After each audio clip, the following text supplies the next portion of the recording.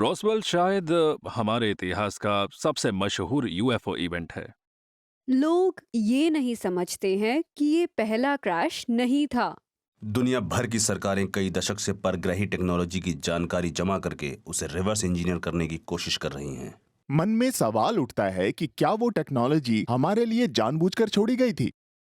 उस परग्रही टेक्नोलॉजी को पाने की कोशिश में हम उस मुकाम पर पहुंच गए हैं जो हमें ले जा सकता है सितारों तक। मानव सभ्यता की शुरुआत से ही हम इंसान अपनी रचना का श्रेय ईश्वर और सितारों से आने वाले दूसरे जीवों को देते रहे हैं। अगर उनकी बात सच हुई तो क्या उन परग्रहियों ने सचमुच हमारे इतिहास को गढ़ा था? और अगर ऐसा था तो क्या इससे जुड़े पुख्ता सबूत हमें रॉसवेल के पार मिल सकते हैं? वो कौन थे? वो कहां से आए थे? वो अपने पीछे क्या छोड़ गए?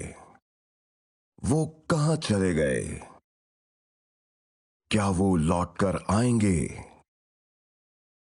साइंस डॉक्यूमेंट्स मिस्ट्रीज पेश करता है बियॉन्ड रॉसवेल।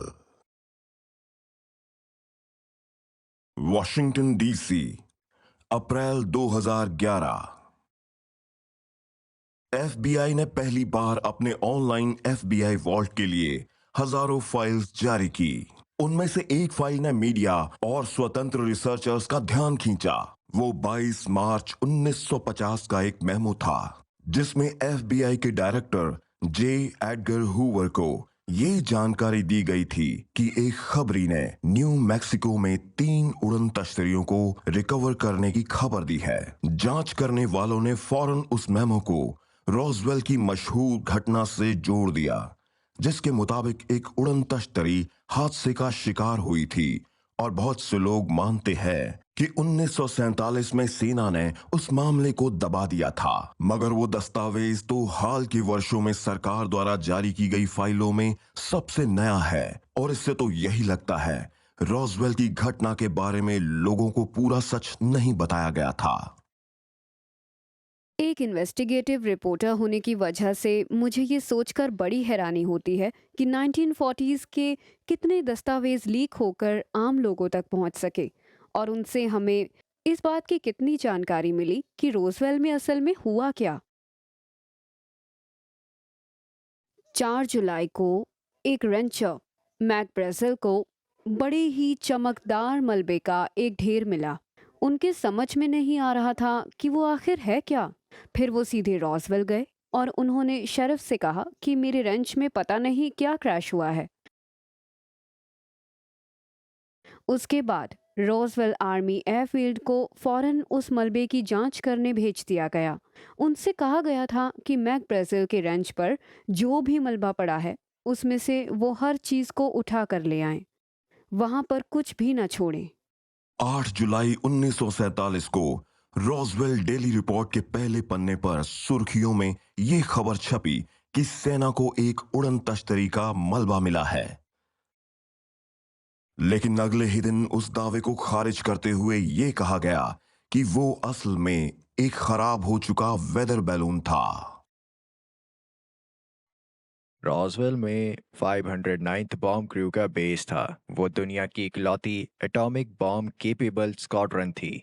ये लोग सबसे अच्छे माने जाते थे और लोगों को ये बात हजम नहीं हो रही थी कि उन लोगों ने वेदर बलून और किसी और चीज में अंतर करने में गलती कर दी। जाहिर था वो यूएफओ की बात को पूरी तरह से छिपा रहे थे।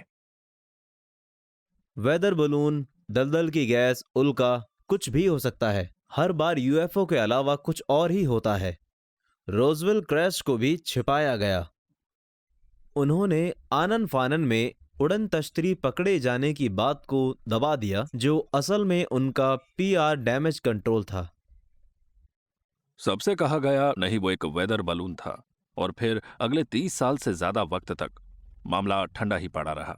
और फिर चश्मदीद सामने आकर कहने लगे कि नहीं, वो असल में एक परग्रही यान था और लोगों ने परग्रहियों की लाशें देखी थी।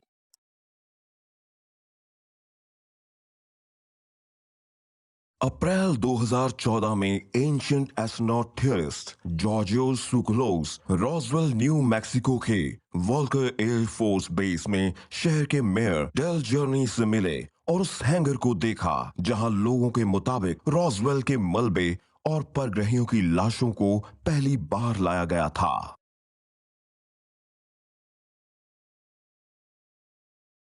बाप रे, ये तो बहुत बड़ा है। काफी बड़ा है, क्यों?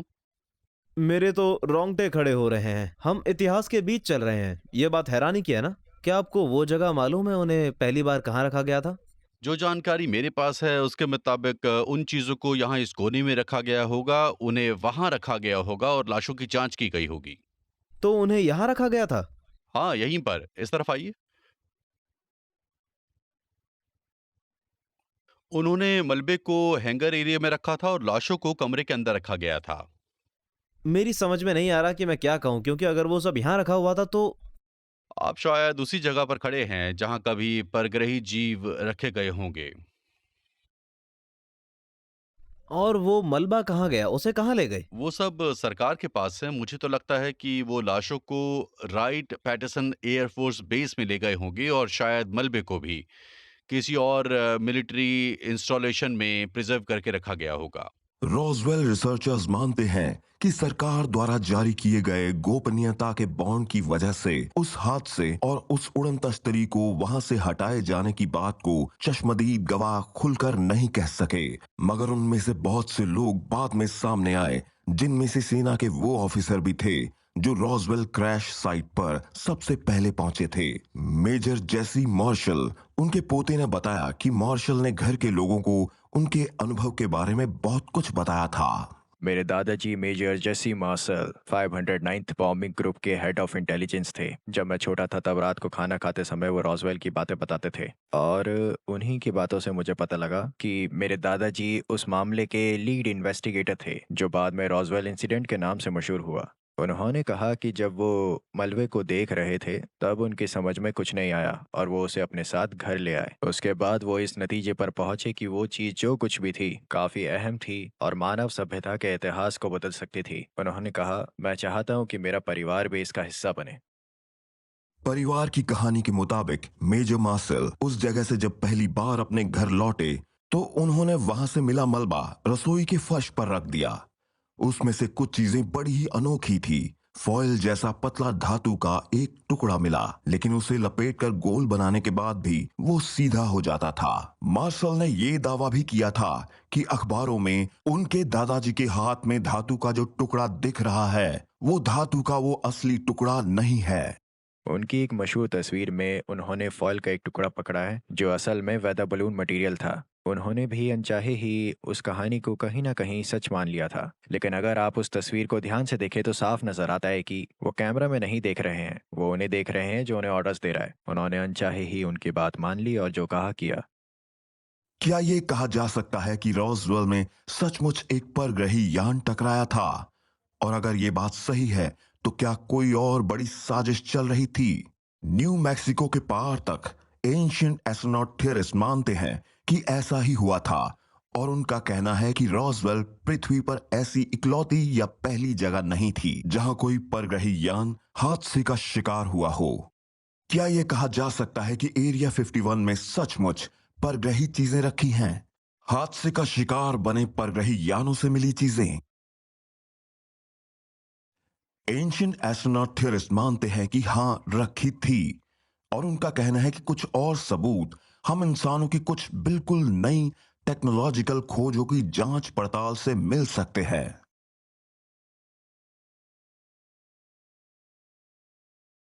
केप जिराडो, मिजोरी, 12 अप्रैल 1941, रात के 9:30 बजे।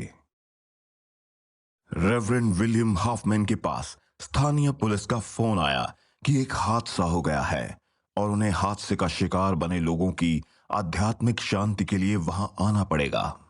उन्हें लग रहा था कि शायद कोई कार हादसे का शिकार हुई है, लेकिन जब वो उस जगह पर पहुंचे तो ये देखकर हैरान रह गए कि वहां एक डिस्क शेप क्राफ्ट है और जमीन पर 3 लाशें पड़ी हैं जो परग्रहियों की लग रही थी। छोटा कद, बड़ा सिर, बड़ी बड़ी आंखें और छोटा मुंह।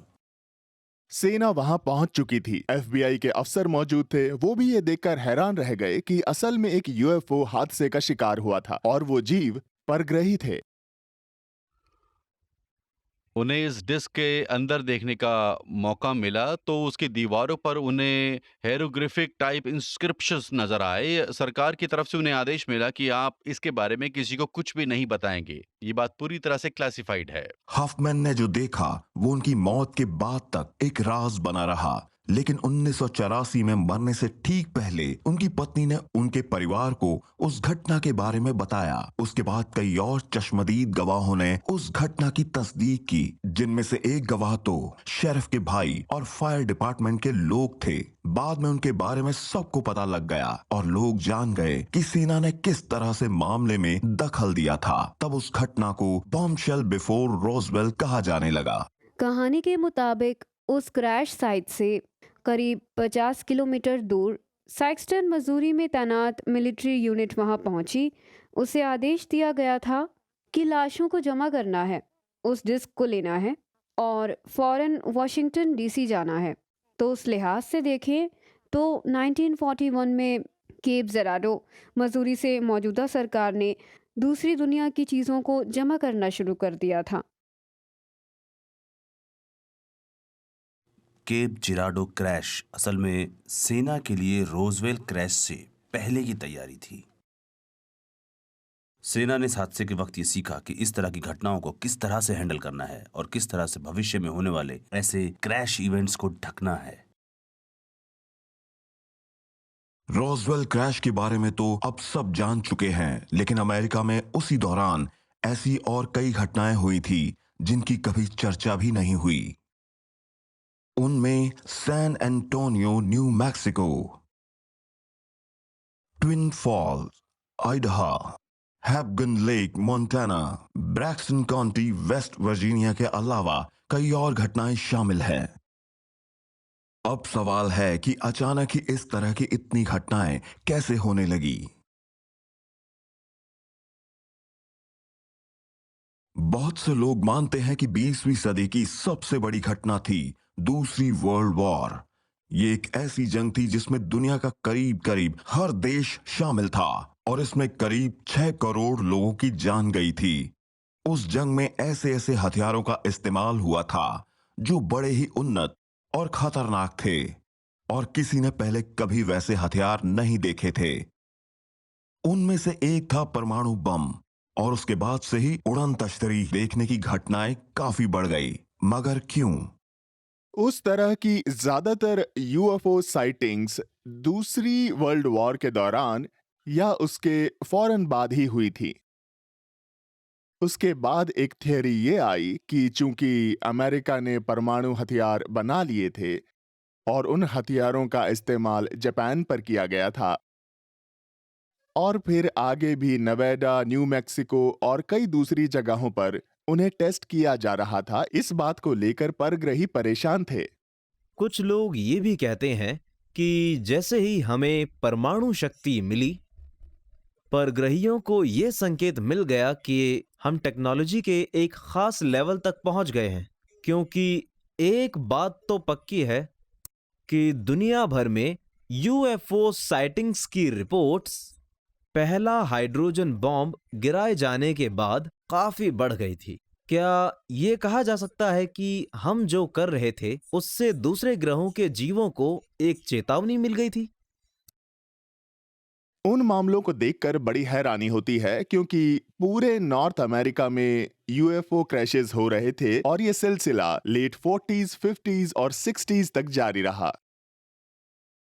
क्या हम ये कह सकते हैं कि परमाणु युग में कदम रखते ही हम परग्रही हमलों के भी एक नए युग में पहुंच गए थे?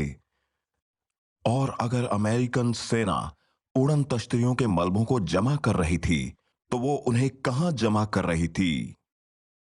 Groom Lake, Nevada, Roswell, New Mexico से करीब 1500 किलोमीटर दूर। यह जगह इस बात के लिए बड़ी मशहूर है कि यहां परग्रहियों के यानों के मलबे रखे हैं और उस जगह को एरिया 51 कहते हैं, जो एक खुफिया इंजीनियरिंग बेस है। कई साल तक उसके वजूद से ही इनकार करने के बाद 16 अगस्त 2013 को अमेरिका की सरकार ने उस बेस की बात ऑफिशियली मान ली।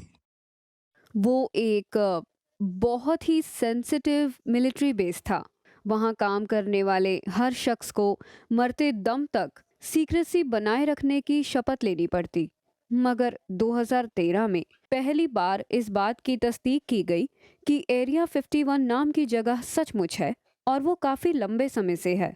बहुत से लोग मानते हैं कि वहीं पर 1947 के रॉसवेल क्रैश का मलबा रखा था, जबकि अमेरिकन सरकार यही कहती रही कि उस खुफिया इंजीनियरिंग बेस में कभी कोई परग्रही चीज नहीं रखी गई। उस घोषणा के बाद तो मानो लोगों का शक यकीन में बदल गया था। अब इस बात में कोई शक नहीं रहा था कि एरिया 51 में बड़े पैमाने पर एडवांस रिसर्च एंड डेवलपमेंट का काम चल रहा था। मगर वहाँ आखिर हो क्या रहा था? उन्होंने ऐसा कह दिया, इसका मतलब ये तो नहीं कि वो या दूसरी बातें सही ही थी। क्या आप कभी यकीन करेंगे कि CIA हमसे सिर्फ सच बोलेगी, ज़रा भी झूठ नहीं? जिन लोगों ने एरिया 51 छोड़ा था उनका तो यही कहना था कि वहां और दूसरे ग्रहों के यान थे जिनकी उन्होंने जांच पड़ताल की थी और जिन्हें रिवर्स इंजीनियर किया था। मैं तो शुरू से यही मानता रहा हूं कि एरिया 51 एक बड़ा ही खुफिया सरकारी बेस है जहां इस तरह की गतिविधियां चलती रहती हैं। क्या यह कहा जा सकता है कि एरिया 51 में सचमुच परग्रही चीजें रखी हैं, हादसे का शिकार बने परग्रही यानों से मिली चीजें? एंशिएंट एस्ट्रोनॉट थियरिस्ट मानते हैं कि हाँ, रखी थी, और उनका कहना है कि कुछ और सबूत हम इंसानों की कुछ बिल्कुल नई टेक्नोलॉजिकल खोजों की जांच पड़ताल से मिल सकते हैं।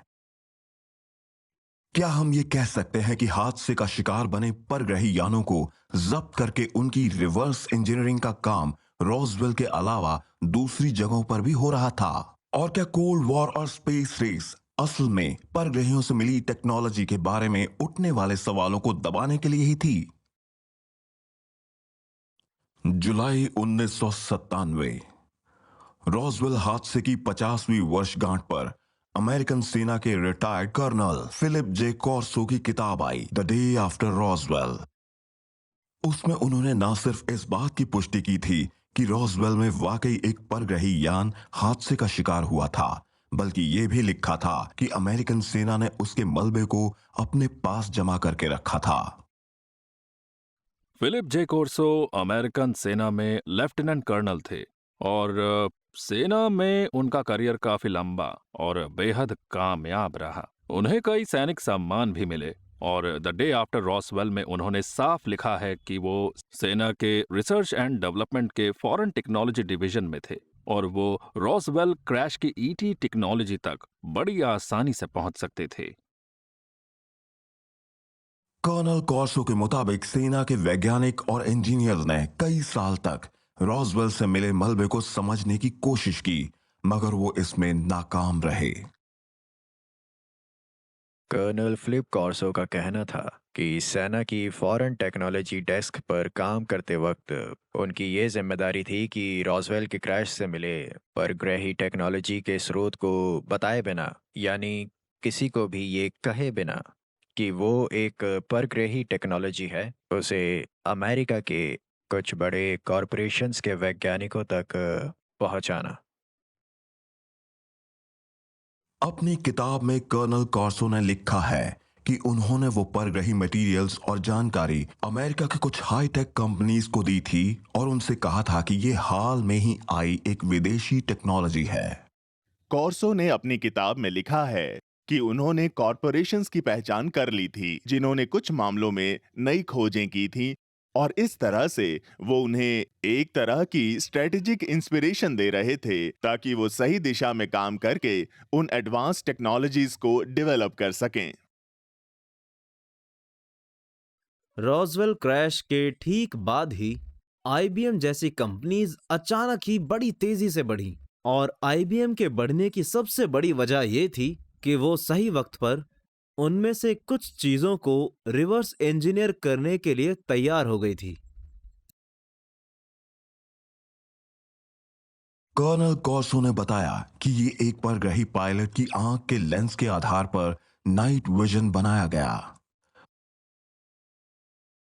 परग्रहियों के स्पेस सूट के आधार पर केवलार बना और उनके अंतरिक्ष यान के कंट्रोल पैनल के आधार पर इंटीग्रेटेड सर्किट बनाए गए।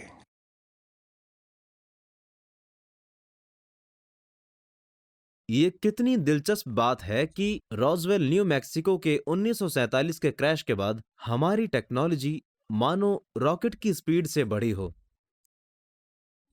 सिलिकॉन चिप्स और कई दूसरी technology, laser technology, fibre optics, ये सब कुछ हमें 1947 में हुए रॉसवेल क्रैश के बाद ही मिले। द डे आफ्टर रोजवेल बिल्कुल असली है। मुझे उन एयरफील्ड्स के जनरल्स के नाम याद हैं जिनकी उन्होंने बात की है, क्योंकि मैं भी डिफेंस में था। मेरे लिए कोई नई बात नहीं है। मैंने एक जनरल से बात भी की थी। उन्होंने कहा कि किताब में लिखी हर बात सही है। कर्नल कॉर्सो ने यह भी कहा कि हादसे का शिकार बने परग्रही यानों की रिवर्स इंजीनियरिंग का काम सिर्फ अमेरिका में ही नहीं बल्कि पूरी दुनिया में चल रहा था, और इस परग्रही टेक्नोलॉजी की रिसर्च और डेवलपमेंट के लिए एक बहुत बड़ी आड़ की जरूरत थी।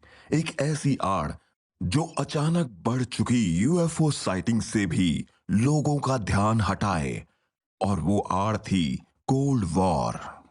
कोल्ड वॉर असल में कोई जंग नहीं थी। वो अमेरिका और रशिया के बीच हुआ एक समझौता था जिसके तहत दोनों देशों ने फैसला किया था कि वो आम लोगों को फिक्र करने के लिए कुछ और वजह दे देंगे। वो उन यूएफओस को भूलकर इस बात की फिक्र करेंगे कि उन पर एटॉमिक बॉम्ब्स गिरने वाले हैं।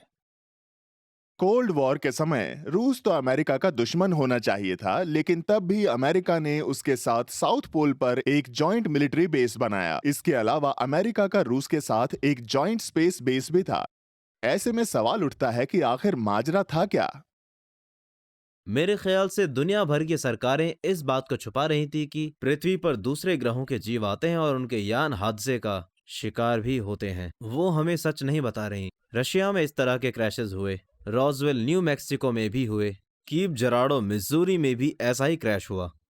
दुनिया में हर जगह हो रहा था। अब सवाल उठता है कि क्यों? क्या हम ये कह सकते हैं कि हादसे का शिकार बने परग्रही यानों को जब्त करके उनकी रिवर्स इंजीनियरिंग का काम रॉसवेल के अलावा दूसरी जगहों पर भी हो रहा था? और क्या कोल्ड वॉर और स्पेस रेस असल में परग्रहियों से मिली टेक्नोलॉजी के बारे में उठने वाले सवालों को दबाने के लिए ही थी? एंशिएंट एस्ट्रोनॉट थ्योरिस्ट कहते हैं कि ऐसा ही हुआ था, और मानते हैं कि इससे जुड़े कुछ और सबूत हमें उस घटना की जांच से मिल सकते हैं जिसे कुछ रिसर्चर्स रशियन रॉसवेल कहते हैं। आस्ट्राखान ओब्लास्ट, रशिया, मॉस्को से करीब 800 किलोमीटर दूर, 19 जून 1948। रॉसवेल की घटना के 11 महीने बाद Soviet military rocketry research and development base Kapustin यार में राडार स्क्रीन पर बड़े अजीब से ब्लिप्स नजर आने लगे। ठीक उसी वक्त पर एक मिग जेट फाइटर पायलट ने अपने सामने सिगार के आकार की एक अनजान सी चीज को आसमान में उड़ते देखा।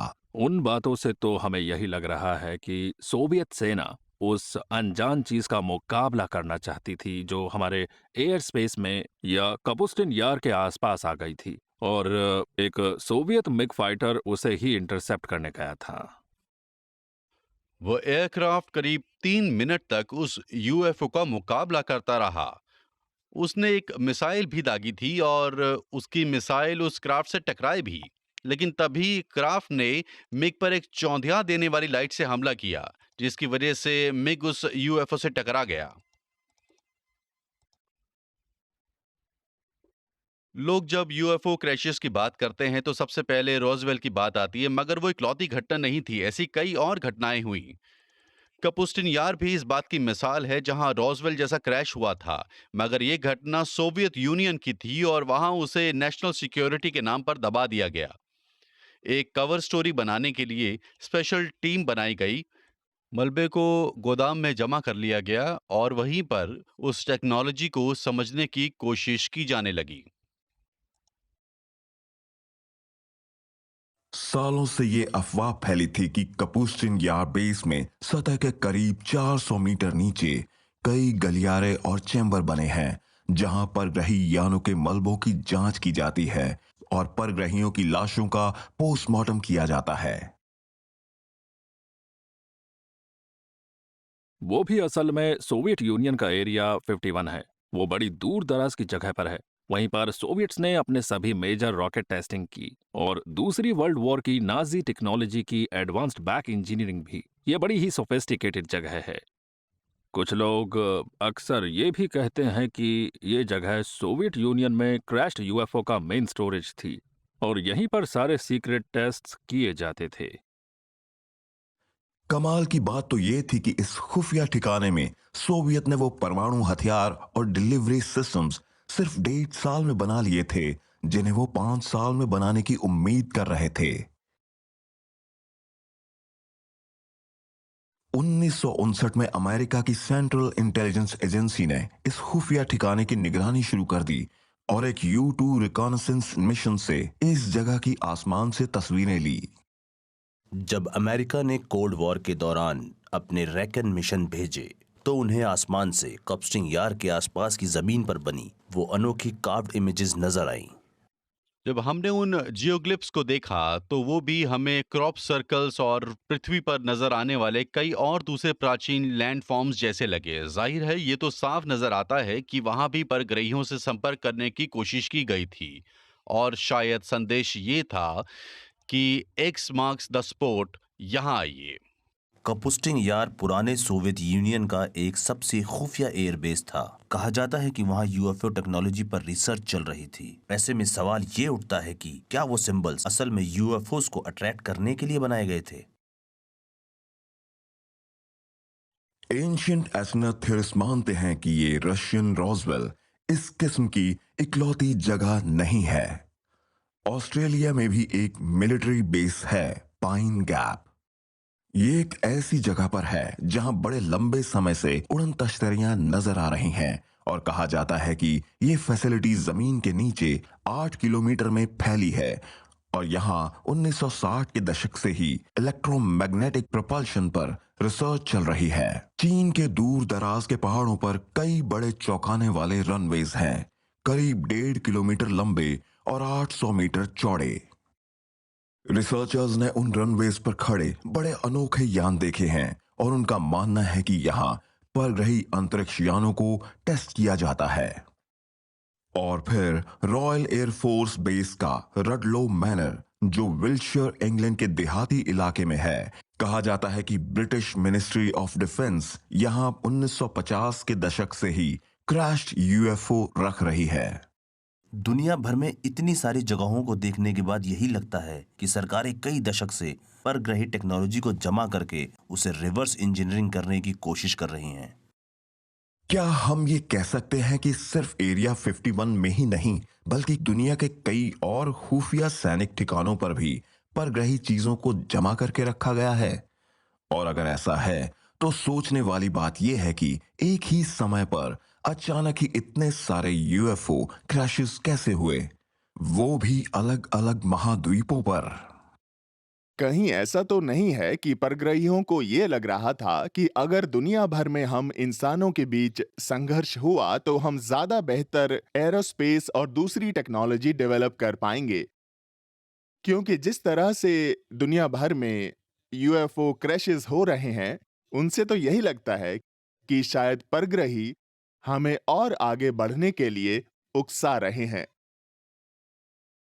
मुझे तो ऐसा लगता है कि हम जो कुछ देख रहे हैं उनमें से 40s और 50s के कई क्रैशेस तो शायद इसलिए ही करवाए गए थे कि इंसानों को कुछ खास टेक्नोलॉजीज मिल जाएं और फिर हम इंसान खुद भी नई नई तरह की टेक्नोलॉजीज डेवलप करने लग जाएं। मेरा एक दोस्त यूएफओ propulsion को बैक इंजीनियर करने की रिसर्च से जुड़ा हुआ था। उसने बताया कि उन परग्रही यानों से उन्हें जो जानकारी मिल रही थी वो इतनी उन्नत थी कि वो उसे कॉपी नहीं कर सकते थे। वो जिन मटेरियल्स का इस्तेमाल कर रहे थे वो पृथ्वी पर क्या हमारे सौर मंडल में भी कहीं नहीं मिलते।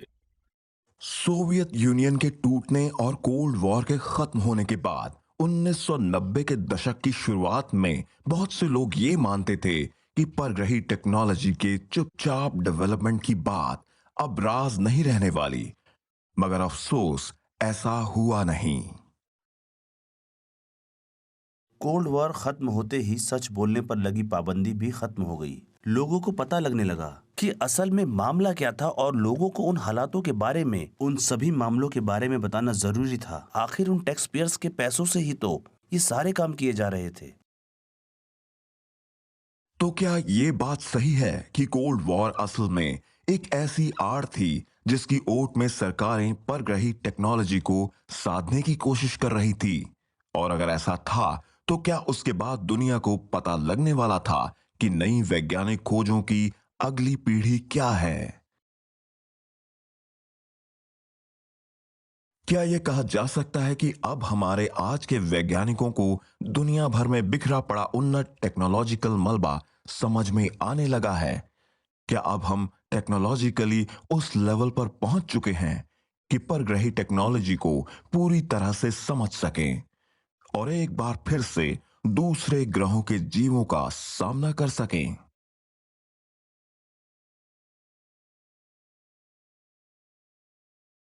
लून यूनिवर्सिटी स्वीडन 27 अगस्त 2013। रिसर्चर्स ने पीरियोडिक टेबल में एक ऐसे नए तत्व होने की बात कही जो न्यूक्लियर फ्यूजन से बना था। उसका नाम रखा गया अननपेंटियम या एलिमेंट 115। हालांकि ज्यादातर वैज्ञानिकों को अभी भी उस अनोखे रेडियो एक्टिव तत्व के बारे में ज्यादा जानकारी नहीं है, मगर वो प्लूटोनियम से काफी हद तक मिलता है जिसका इस्तेमाल एक्सपेरिमेंटल रॉकेट फ्यूल में किया जाता है। एलिमेंट 115 के यूएफओ के इतिहास में अपनी एक अलग कहानी है। कहा जाता है कि ये एक एलिमेंट है और इसके बारे में पहली बार बॉब लजार नाम के एक शख्स ने बताया था, जो एरिया 51 के दक्षिण में एक ईटी फ्लाइंग सॉसर पर काम कर रहे थे। सरकार के पास 9 परग्रही अंतरिक्ष यान थे, जो कि एक मॉडिफाइड ग्रेविटी जनरेटर से चलते थे। ये काम ग्रूम लेक के दक्षिण में करीब 24 किलोमीटर दूर किया जा रहा था और उस अलग थलग पड़ी जगह को S4 कहते थे। उनमें से कम एक यान तो चलने की स्थिति में था। लजार ने बताया कि वो परग्रही यान एलिमेंट 115 से चलता था। हमारे पास इस बात का कोई सबूत नहीं है कि उसे पृथ्वी पर कहीं पाया गया हो। अब वैज्ञानिकों का ये दावा है कि उन्होंने एलिमेंट 115 एटॉमिक कोलिजन बना लिया है। मुझे लगता है कि हाल ही में हुई यूनन पेंटियम की खोज से हमें बॉब लाजार के बयान को समझने में काफी मदद मिलेगी। वही वो शख्स थे जिसने एक ऐसे रेयर एलिमेंट को देखा था जिसके बारे में कहा जाता है कि उससे परग्रही यानों का प्रोपल्शन सिस्टम चलता था। 23 दिसंबर 2015 को एक और नए मटेरियल की खोज सुर्खियों में छा गई। कैलिफोर्निया यूनिवर्सिटी में काम कर रहे वैज्ञानिकों ने ऐलान किया कि उन्होंने एक नया मेटल बना लिया है जो काफी मजबूत और हल्का है, मगर वो काफी लचीला भी है और बहुत ज्यादा तापमान को भी सह सकता है। उस मटेरियल की सबसे बड़ी खूबी यही है कि उसका लचीलापन कम नहीं होता और उसे प्लास्टिक लाइक प्रॉपर्टीज कहते हैं। बहुत से मेटल्स को ज्यादा मजबूत बनाने पर वो कमजोर हो जाते हैं और उस मटेरियल का इस्तेमाल कार या एयरप्लेन से लेकर स्पेसशिप बनाने तक में होता है। हालांकि ये जादुई मेटल आज तक बने किसी भी अलॉय से बिल्कुल अलग था, मगर कुछ लोग ये मानते हैं कि इसका प्योरा बड़ा जाना पहचाना सा है और शायद ये उसी अनोखे मटेरियल जैसा है जो रॉसवेल क्रैश के बाद मेजर जेसी मार्शल को मिला था। रॉसवेल से मिली ज़्यादातर चीज़ें काफ़ी हल्की थी। वहाँ से फॉइल जैसा बहुत पतला मटेरियल मिला था जो बहुत मजबूत था, मगर उसका वज़न बहुत कम था। जिन लोगों ने ये चीज़ देखी उनका कहना है UCL वाले रिसर्च कर रहे हैं, वो रॉसवेल से मिली चीज़ों पर ओपन रिसर्च कर रहे हैं। दरअसल ये वो मटेरियल है जो मटेरियल साइंस में एक नई क्रांति ला देगा और अब हम मटेरियल को मॉलिक्यूलर लेवल पर बनाना शुरू कर सकते हैं और ये फल है उस लंबे समय से चल रहे रिवर्स इंजीनियरिंग प्रोग्राम का जिसमें उन टेक्नोलॉजीज को कॉरपोरेट सेक्टर्स में लाया गया और वो एक ऐसी चीज बन गई जिसे हम बहुत हल्के में लेने लगे। आज उस बात को 72 साल बीत चुके हैं। उस पहले झूठ को, जो रोजवेल की घटना के बाद उससे जुड़ा सबसे बड़ा झूठ था। आज भी अमेरिकन सरकार की ऑफिशियल लाइन तो यही है कि वो इस सब्जेक्ट के बारे में कुछ नहीं जानती, ना ही उसे कोई परवाह है। मगर मैं जानता हूं कि ये बात सच के आसपास भी नहीं है। अब हम परग्रही यान को, उसके मैकेनिज्म को, काम करने के तरीके और उसके फंक्शंस को समझने लगे हैं। मैं तो मानता हूं कि हम भी अंतरिक्ष की सैर उसी तरीके से करेंगे जैसे दूसरे ग्रहों के जीव पृथ्वी पर आने के लिए करते हैं। ऐसा लग रहा है जैसे वो परग्रही हमें कुछ यहाँ दिखा रहे हैं और कुछ वहाँ, और वो हमें जिस रास्ते पर ले जाना चाहते हैं उसका पता भी हमें शायद बहुत जल्द ही लग जाएगा। क्या ये कहा जा सकता है कि अब हमारे आज के वैज्ञानिकों को दुनिया भर में बिखरा पड़ा उन्नत टेक्नोलॉजिकल मलबा समझ में आने लगा है? क्या अब हम टेक्नोलॉजिकली उस लेवल पर पहुंच चुके हैं कि परग्रही टेक्नोलॉजी को पूरी तरह से समझ सकें और एक बार फिर से दूसरे ग्रहों के जीवों का सामना कर सकें? जैसे ही ये वीडियो ऑनलाइन आया, हंगामा मच गया और बहुत से लोगों ने उसे झूठा कहा। लेकिन सवाल यह है कि इतना बड़ा इंजीनियर और फिजिसिस्ट इतनी अहम बात के बारे में झूठ क्यों बोलेगा? ट्यूसॉन, एरिजोना, 17 जून 2014। अपनी मौत से 2 महीने पहले लॉकहीड मार्टिन के एक senior scientist Boyd Bushman missile और लेजर टेक्नोलॉजी पर काम कर रहे थे और उन्होंने एक वीडियो बनाया जिसे उनकी मौत के बाद देखा गया। मेरा नाम है बॉयड बुशमैन। मैं लॉकहीड मार्टिन में एक सीनियर साइंटिस्ट हूँ। मेरे पास 27 पेटेंट्स हैं और मैं कई बार दुनिया बदल चुका हूँ। बुशमैन का कहना था कि लॉकहीड मार्टिन में काम करते समय ही वो कई ऐसे लोगों से मिले थे जो बिना रोक टोक के एरिया 51 में आते जाते थे। उन्होंने ही उन्हें कुछ ऐसे मटेरियल्स दिए थे जो परग्रही टेक्नोलॉजी के थे। वो मुझे यूएफओस के टुकड़े देते और मैं उन्हें लेकर अपनी लेबोरेटरीज में आ जाता। उनमें 3 ऐसे एलिमेंट्स थे जिनका इस्तेमाल यूएफओस में होता था। एक तो था टेलुरियम, दूसरा था जर्मेनियम और तीसरा था पलेडियम। इतना ही नहीं, वो एंटी ग्रेविटी के सहारे उड़ते भी थे।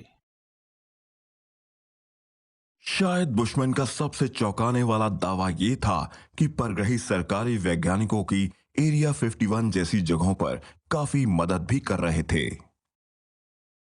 वो करीब 4.5 या फिर 5 फुट तक लंबे थे। हमारी फैसिलिटी में कम से कम 18 ऐसे जीव थे जो हमारे साथ काम कर रहे थे। उनकी आंखें अलग थी और नाक भी, मगर उनके भी हाथ पैरों में 5 उंगलियां और 2 आंखें थी। जैसे ही ये वीडियो ऑनलाइन आया, हंगामा मच गया और बहुत से लोगों ने उसे झूठा कहा। लेकिन सवाल यह है कि इतना बड़ा इंजीनियर और फिजिसिस्ट इतनी अहम बात के बारे में झूठ क्यों बोलेगा? क्या लंबे समय से दूसरे ग्रहों की टेक्नोलॉजी की रिवर्स इंजीनियरिंग की जो बातें चल रही थी या सेना के खुफिया प्रोजेक्ट में परग्रहियों के शामिल होने की बातें बिल्कुल सही थी? उस वक्त परग्रही यानों और जीवों को कब्जे में लिए जाने के बारे में डिजिटल वर्ल्ड में बहुत सी ऐसी बातें थी जिनके सामने सरकार ने एक पर्दा लगा दिया था ताकि किसी को उनके बारे में पता ना चल सके। मगर सच तो यही है कि 21st सेंचुरी बनी ही है परग्रही टेक्नोलॉजी पर।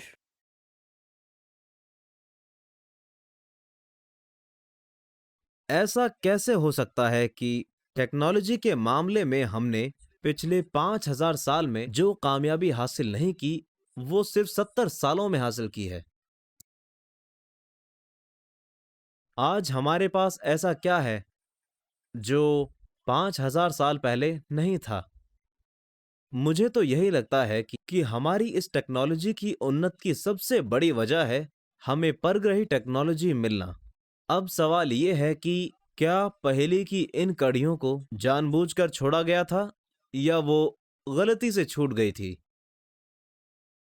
अगर अमेरिकन सेना या दुनिया की दूसरी सेनाओं को पृथ्वी पर क्रैश हुए परग्रही यानों से वाकई नई टेक्नोलॉजी मिली थी, तो ये भी तो हो सकता है कि परग्रही खुद ही चाहते हों कि हमें वो टेक्नोलॉजी मिले और उन्होंने हमें जानबूझकर वो टेक्नोलॉजी दी थी। इस बात में कोई शक नहीं है कि हमने हाल के दिनों में टेक्नोलॉजी के लिहाज से काफ़ी तरक्की की है। कहा जाता है कि ये उस प्रोग्राम का हिस्सा है जो हमें टेक्नोलॉजिकली उन्नत बनाने के लिए है। परग्रही टेक्नोलॉजी की रिवर्स इंजीनियरिंग के बारे में एक सबसे अनोखी बात यह है कि हमें उसे समझने और उसका इस्तेमाल करने में ही काफी वक्त लग गया। अब हम शायद टेक्नोलॉजी के लिहाज से उस मुकाम तक पहुंच गए हैं जहां हम उन उन्नत परग्रहियों की बराबरी कर सकें। इन सभी बातों से सवाल ये उठता है कि पृथ्वी पर वो आखिर करना क्या चाहते हैं, और क्या वो हमारी भलाई में दिलचस्पी ले रहे हैं या फिर उनकी दिलचस्पी अपनी भलाई में ज्यादा है। हो सकता है कि रॉसवेल की दुनिया के दूसरे इलाकों में परग्रही यानों के वो हादसे शायद इंसानों को टेक्नोलॉजिकली उन्नत बनाने के लिए करवाए गए थे। क्या दुनिया भर की सरकारें खुफिया तौर पर उन परग्रही यानों के मलबों की रिवर्स इंजीनियरिंग कर रही थी? अब शायद मानव सभ्यता के लिए वो वक्त आ गया है जब हम भी अंतरिक्ष की सैर करने वाली सभ्यता बन सकें, क्योंकि शायद हमारे परग्रही पूर्वजों का असली मकसद भी यही था।